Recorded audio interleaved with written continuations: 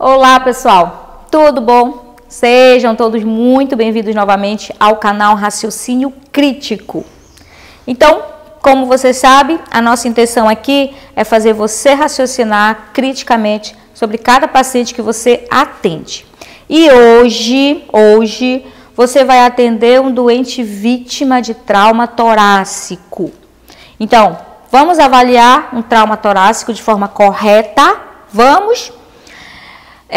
Desde o início, eu sempre comentei, meu objetivo aqui é fazer você, enfermeiro de urgência e emergência, você, enfermeira de urgência e emergência, construir conhecimento capaz de te dar segurança e confiança para atender um doente grave desse.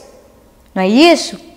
Então, vem comigo, raciocina comigo, o que nós precisamos enxergar para conduzir o doente de forma correta e não permitir que ele agrave. Tá bom? Pronto, vamos lá. Então, nunca esquece da nossa sequência. Existe uma sequência para o nosso atendimento e essa sequência, ela é facilitada pelo nosso raciocínio. Se o nosso raciocínio é um raciocínio organizado, A, B, C, D, E, teu atendimento também vai ser organizado. Então, começa a trabalhar já desde o teu raciocínio. Então, você foi informado que vai dar entrada um doente vítima de colisão moto-carro. Ele estava com capacete. Pronto, você só foi informado. E aí você já começa a trabalhar aqui a tua cabeça. Esse doente pode ter, primeira coisa, mecanismo de trauma, acidente automobilístico, colisão moto-carro, é mecanismo de trauma grave? É. Então, quais as lesões que esse doente pode ter? É assim que você começa a tua avaliação, desde a informação que você recebeu. Então, esse doente pode ter uma lesão, um comprometimento de via aérea? Pode. Pode ter lesão cervical? Pode. Pode ter um trauma torácico? Pode. Quais são as lesões mais comuns? Hemotórax, pneumotórax, fratura de costela, tórax instável, são lesões muito comuns no trauma torácico. Pronto. Esse doente, isso no B. No C, pode estar chocado? Pode ter hemorragia? Pode ter a circulação comprometida? Pode. Tá. E no D, pode ter lesão cerebral traumática? Com TCE com lesão cerebral traumática? Pode. No E, pode ter lesões externas? Escoriações, deformidades, fraturas, pode. Pronto. Então, você já pensou as possíveis lesões que esse doente pode ter, tá certo? O doente chegou contigo, deu entrada. Você já desconfiou? Agora você vai lá examinar em busca de tudo que você desconfiou, em ordem. Você não desconfiou que esse doente pode ter obstrução de via aérea, com lesão cervical? Pronto, tá aqui o nosso doente. Tá aqui ele. A foto não mostra, mas ele tinha obstrução de via aérea, foi entubado, foi instalado em ventilação mecânica e já tem colar cervical. Pronto, nós já resolvemos o A, tá certo? E aí tu desce para o B e tu já pensaste, ele pode ter aquelas lesões de tórax lá. Pronto, tá aqui o teu doente. Esse é o teu doente. E aí você lembrou das lesões que ele pode apresentar e você vai agora procurar.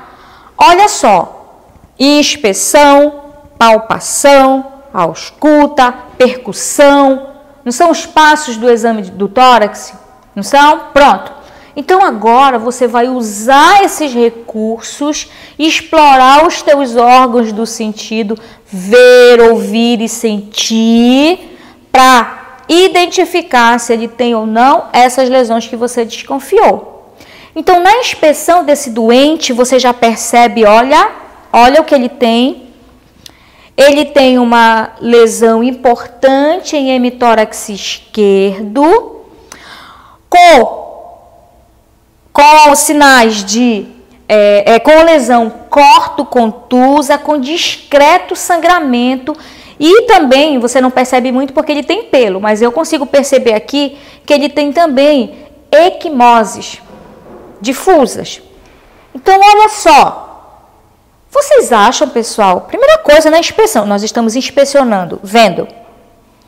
Vocês acham que aqui, para produzir essa lesão externa, foi aplicado pouca energia ou muita energia nesse tórax, nesse hemitórax?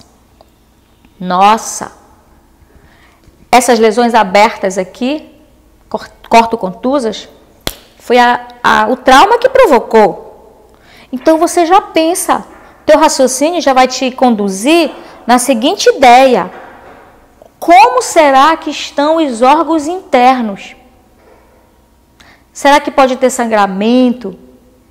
Será que pode ter pneumotórax?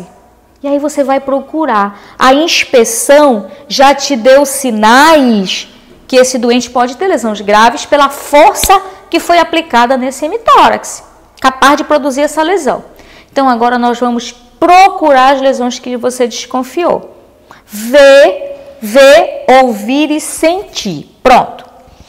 Então agora eu já penso que ele pode ter lesão externa, lesão interna, grave, só por conta dessa lesão externa que ele está apresentando, tá certo? Agora você vai examinar, em busca das outras lesões que você desconfiou. Então ele pode ter pneumotórax? Pode sim. Pode ter hemotórax? Pode sim. Então qual é o segundo passo agora? O que você vai fazer agora? Pronto, vamos percutir esse doente?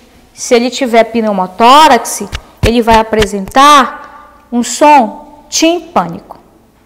Se ele tiver hemotórax, ele vai apresentar um som maciço. Examina o teu doente. Pronto. Compara. Vê como é que está esse som. Escuta. Vê como é que está o som.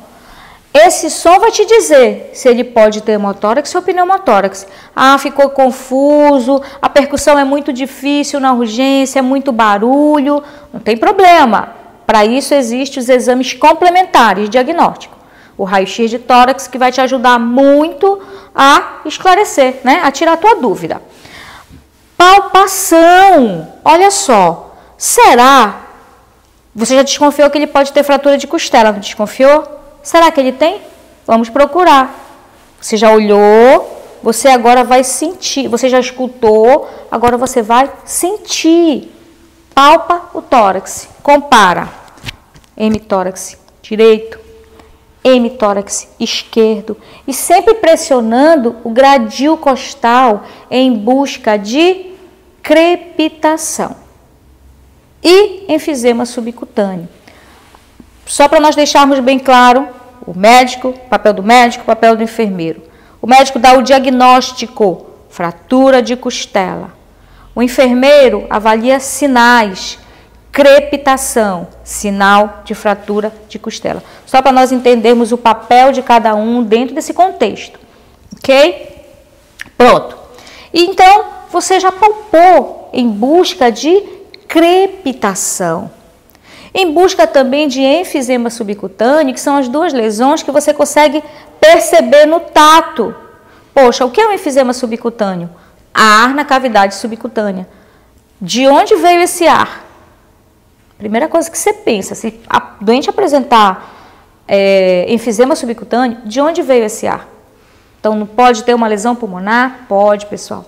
Então, esse é o nosso raciocínio sendo conduzido, esse é o conhecimento conduzido, meu raciocínio na hora do meu atendimento. Pronto.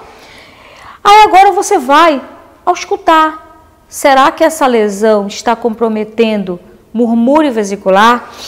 Capacidade que o doente tem, que o pulmão tem de expandir e de voltar? Será? Pronto, vamos auscultar. Compara. Murmúrio vesicular presente, compara com o outro lado.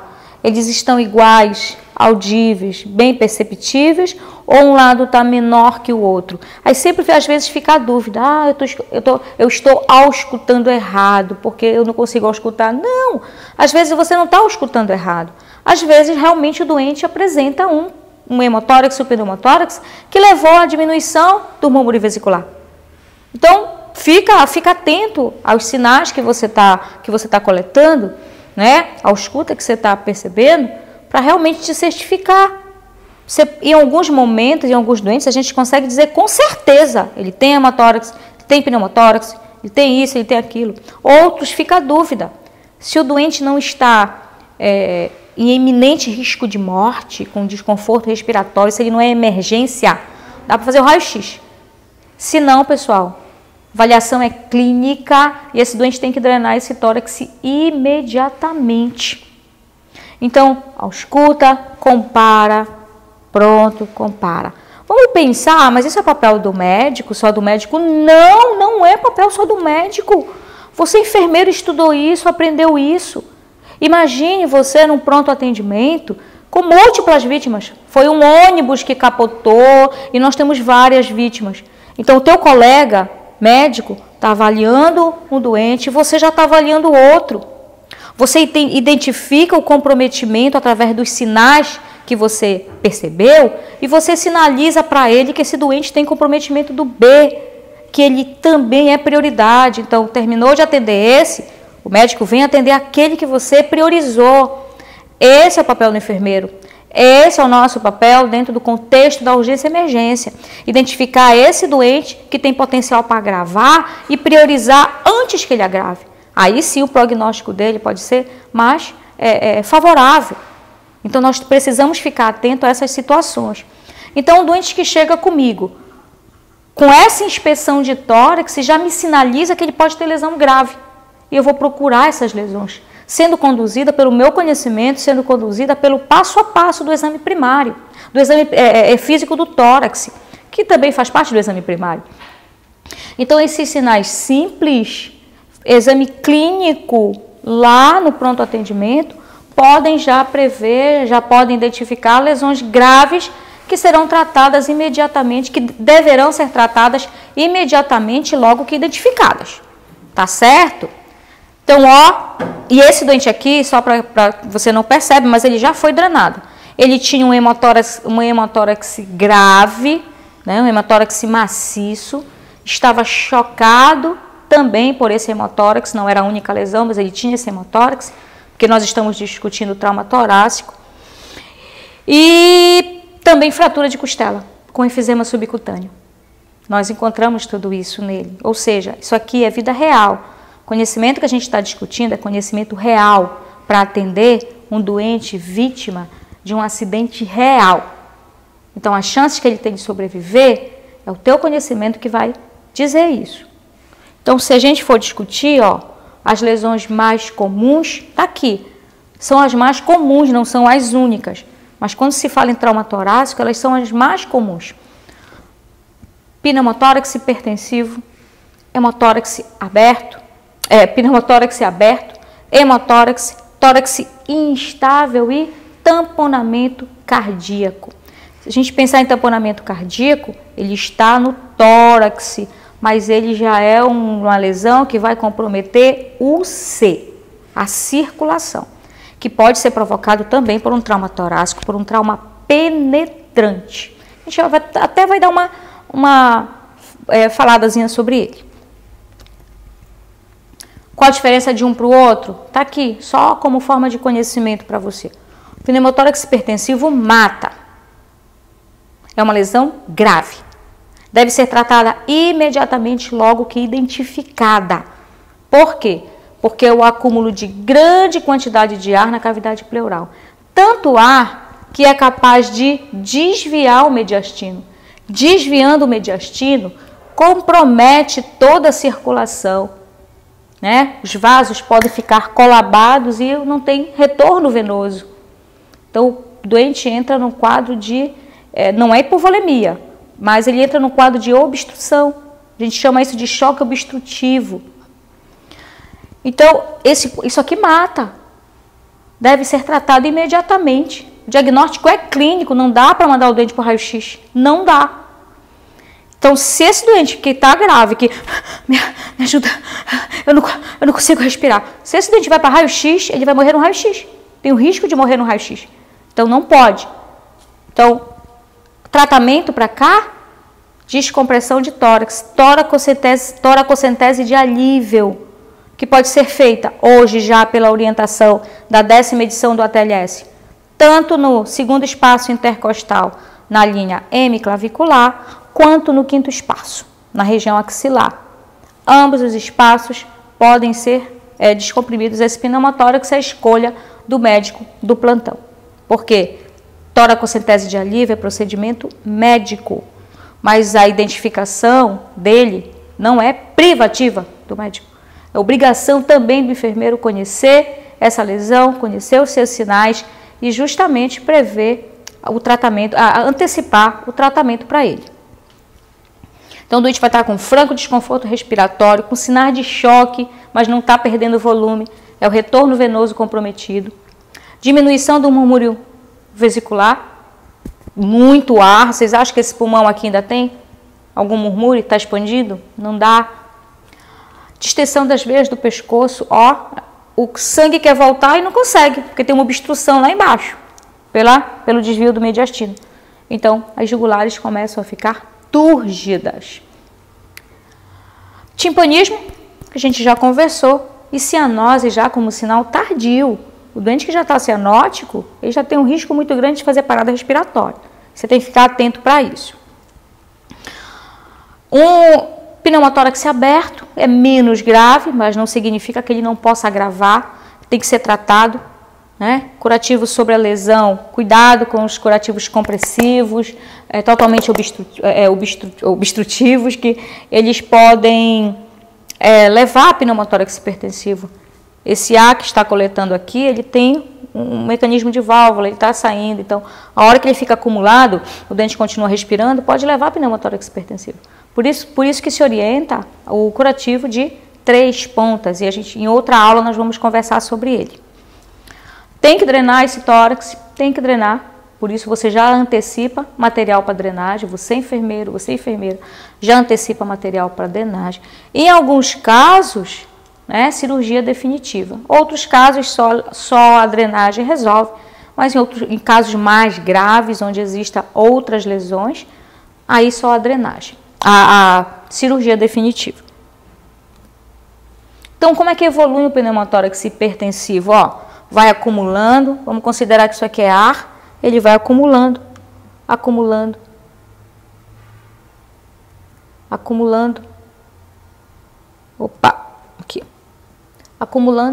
ao ponto de comprometer todo o pulmão, colabar, né? E desviar todo o mediastino para o lado oposto. E é esse mecanismo, com esse desvio de mediastino, que leva a um choque obstrutivo, comprometendo o retorno venoso. E aí o doente apresenta sudorese, taquicardia, pele fria, palidez, todos os sinais de choque. Só que ele não está perdendo sangue. O retorno venoso está comprometido.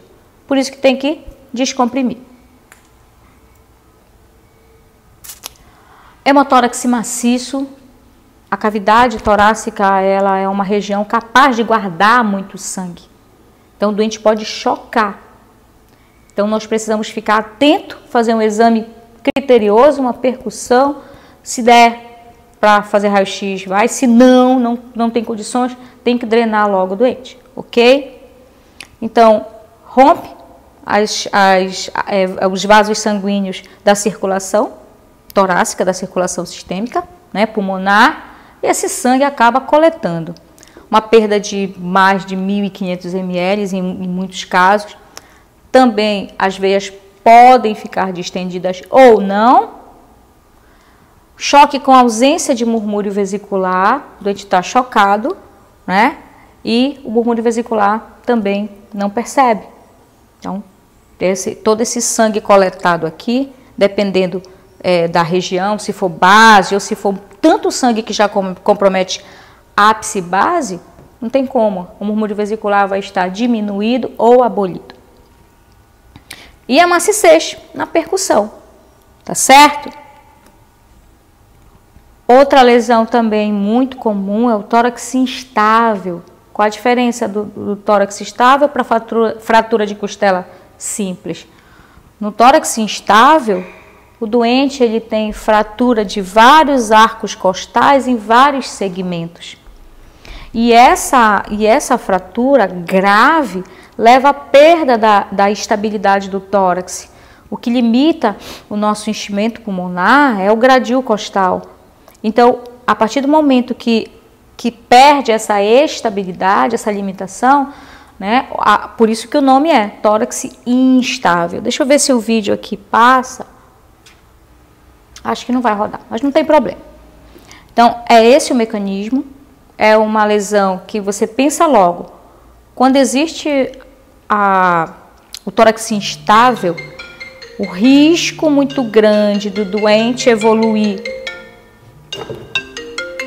Desculpa, pessoal. O risco muito grande de o doente evoluir com hemotórax, pneumotórax é muito grande.